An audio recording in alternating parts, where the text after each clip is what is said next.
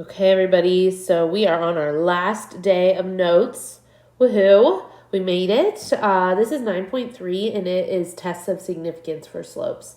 So just like we learned how to do confidence intervals to estimate the population slope, today we're going to do tests of significance. So we're going to test some claims and draw some conclusions. And when conditions are met, we can use that slope of B for our sample regression line to run a confidence interval.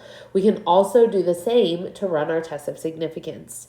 And we usually have a null hypothesis that will state that the slope is 0.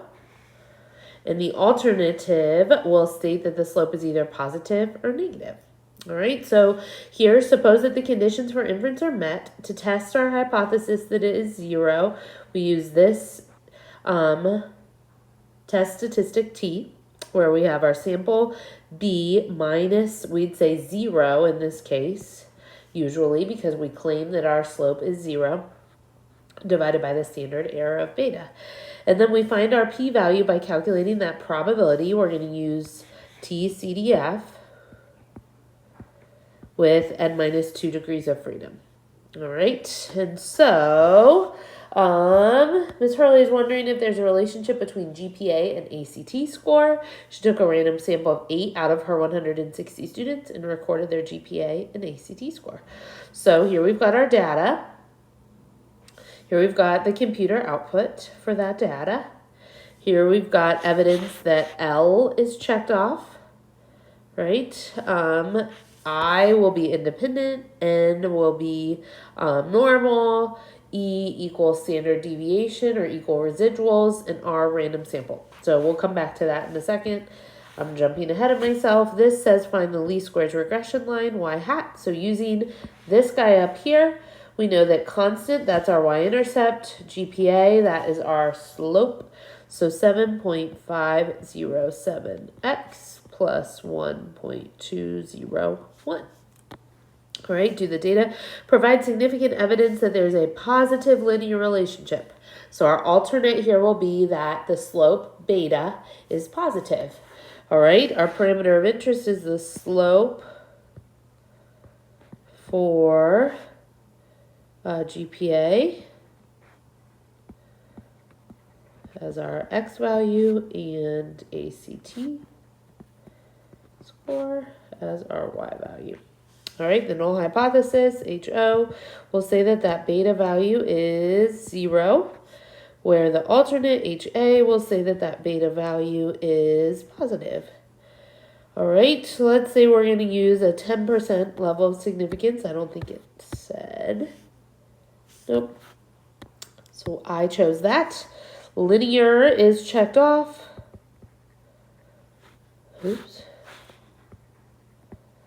Because the scatter plot shows a linear pattern. All right, I independent, she chose 8 students. 8 is definitely less than 10% of 160 students.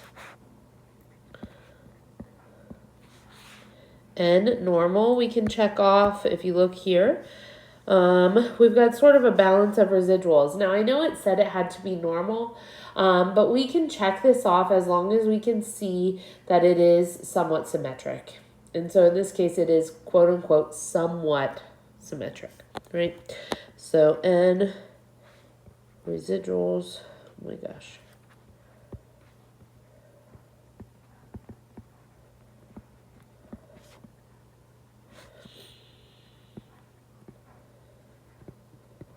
E equal standard deviation. If you look here, we've got 4 there, 3 here. They're fairly equally spread out. So on our residual plot,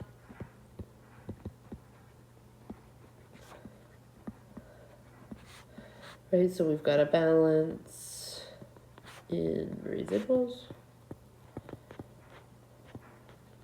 And then R, random sample. Okay, our test statistic T is equal to our sample slope, right? b minus our predicted slope, which was 0. So our sample slope 7.507 minus 0 over the standard error of that slope, this guy right here, 1.29. All right, so 7.507 divided by 1.29 is 5.8194. So we're going to do TCDF from 5.8194.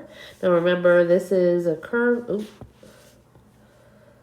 right, centered at 0. We're up at 5.8194. We want to know if our slope is positive, so we shade to the right with n minus 2 degrees of freedom, so 6.